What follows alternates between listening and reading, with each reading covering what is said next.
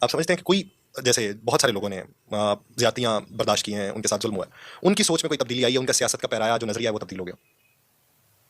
कई लोगों का हुआ है बड़ा। नहीं, ऐसा में तो लोग तल्ख हैं बहुत। सच्ची बात ये है कि जो असल प्रॉब्लम जो आगे आएगा, जो जब भी आएगा, सदा बादशाही तो अल्लाह की है। हुँ। ये तो देख रहे हैं ना सिस्टम कितनी देर रहेगा। इस सिस्टम में जिन लोगों ने ज़्यादतियाँ की हैं उनको भुगतना पड़ेगा।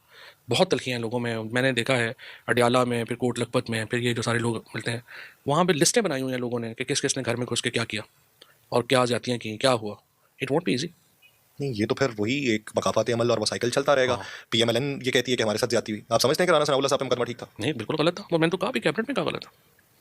तो अगर वो आपको गलत लगता है, तो आपके ये मुकदमात गलत नहीं, लगते हैं? ऐसे नहीं, मुकदमा तो गलत बनते रहे लोगों पे, हिस्टोरिकली बनते रहे, इलेक्शन में होता रहा। लेकिन जिस तरीके से इस दफ़ा लोगों के घरों में घुस के औरतों को ज़लील किया गया, बच्चों को थप्पड़ मारे गए, जिस तरीके से तशद्दुद का रास्ता अपनाया गया, ये पाकिस्तान में इससे पहले कभी नहीं हुआ। इवन बदतरीन मार्शल लॉज़ के अंदर घरों की इज़्ज़त, हुर्मत जो है उसको बरकरार रखा गया।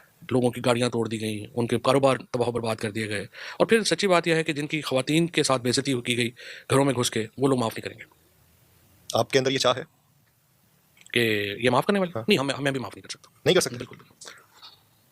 तो फिर उससे वो अनरेस्ट का खात्मा कैसे मुमकिन ये होगा? देखेंगे अब अनरेस्ट कैसे बढ़ती है, ये काम होती है। ये तो डिपेंड करता है ये एंड कैसे होगा। सर, इस तरह तो फिर आप अगर बात कर रहे हैं, आप वो 1 लाख छापों की बात करें, तो फिर 1 लाख लोगों के ग्रीवेंसेस हैं वो। बहुत लोगों की ग्रीवेंस 1 लाख लोगों की नहीं, 60-70 लाख लोगों की ग्रीवेंसेस है, क्योंकि एक घर में 5 लोग तो थे ही ना।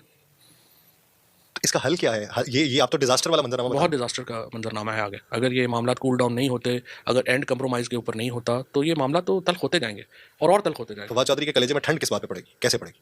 नहीं, देखिए ना, वो तो देखते हैं ना वक़्त कब बदलता है, कैसे होता है। वो तो जब वक़्त बदलेगा तो देखते हैं ना, जब क्या चीज़ें तब्दील होती हैं तो क्या होता है। अगर एक शख्स अपनी गलती का एतराफ़ करके माफ़ी माँग ले, पता नहीं अभी, कह नहीं सकते। कबल अज़ वक़्त है ये गुफ्तगू। तो आपकी गुफ्तगू से वो तासुर मिल रहा है कि जैसे ये एक दहकता आतिशफ़शां है और किसी भी वक़्त ये फटेगा। हाँ, 100%। तो उसकी लपेट में तो फिर बहुत से मासूम भी आएँगे। मासूम का तो पता नहीं, बहुत सारे गुनहगार तो ज़रूर आएँगे। तो वो जो मासूम आएँगे, उनका क्या बनेगा? उनसे जुड़े हुए तो और भी बहुत सारे लोग होंगे, हाँ, जिस तरह आप 1 लाख को 60 लाख कर रहे हैं, तो उनसे जुड़े हुए बहुत सारे लोगों के हो सकता है वो उनकी इंटेंशंस वो वैसी ना हो। हो सकता है।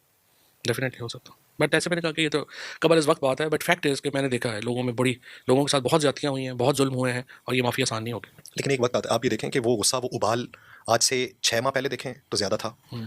फिर उसके बाद कोई तहरीक नहीं चली। नहीं, अभी कुछ नहीं है, अभी तो हेल्पलेसनेस है। हुँ। अभी तो कोई इंतकाम की या वो बात तो है नहीं ना, अभी तो हेल्पलेस हैं लोग। तो सर, जब एक किसी आदमी हाकिम है। को ये मालूम पड़े कि मैं इसे जो है थोड़ी-सी ढील दे दूँगा, तो ये तो मुझ पे चढ़ाई कर देगा, तो वो ढील क्यों देगा? हाँ, वही ना, उसके लिए तो फिर एंड बेहतर करना होगा ना, वो देखते हैं। लेकिन देखो ना, अभी सिंपल बात है, अभी हम सब लोग कमरे में बैठे हैं, एक आदमी पिस्टल लेके आ गया है तो उसकी चलनी है ना, अभी तो वो माहौल चल रहा है।